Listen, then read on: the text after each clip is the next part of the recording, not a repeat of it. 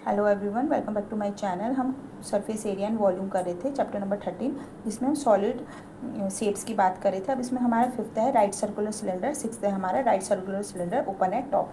ये है close eight top, ये है ओपन एट टॉप। अगर ऊपर से खुला हुआ है, अगर ऊपर से बंद है तो इसका लेटरल सरफेस एरिया होता है 2πRH, और खुला है तो तब भी लेटरल सरफेस एरिया 2πRH ही होता है। टोटल एरिया अगर बंद है, ऊपर से क्लोज्ड है, तो टोटल एरिया होगा 2πRH+R।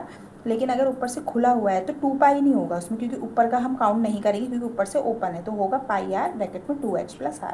वॉल्यूम दोनों की सेम रहेगी, इसकी भी πR²H, इसकी भी πR²H। R हमारा रेडियस है और H हमारी हाइट है।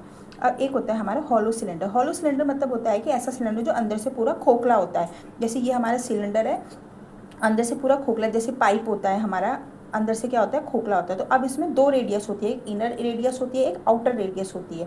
तो इनर रेडियस हमारी स्मॉल आर हो गई, जो आउटर रेडियस है वो कैपिटल आर हो गई। तो इसके लिए एक्सटर्नल सरफेस एरिया क्या, एक्सटर्नल मतलब जो बाहर का सरफेस एरिया होगा वो होगा 2πRH। ये इसलिए हमने बाहर की रेडियस कैपिटल आर मानी, और जो इंटरनल सरफेस एरिया होता है वो होता है 2πRH मतलब स्मॉल आर।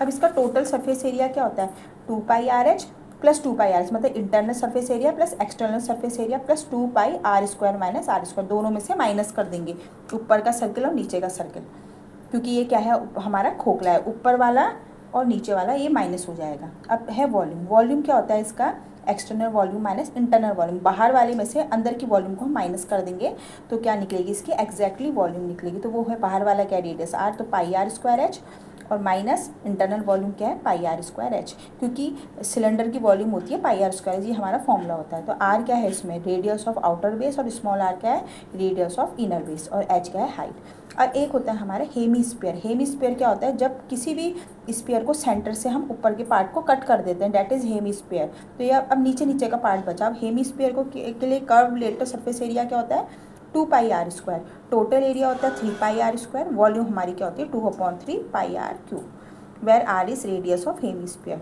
नाइन्थ है हमारा स्पेरिकल सेल। स्पेरिकल सेल भी इस टाइप का होता है कि जो अंदर से खोखला होता है इसमें, तो इसमें भी एक इनर रेडियस बनेगी, एक आउटर रेडियस बनेगी इस टाइप की। जैसे हमारी बॉल होती है, बॉल क्या होती है, अंदर से पूरी खोखली होती है, तो वो क्या होती है, एक स्पेरिकल सेल का फॉर्म होती है।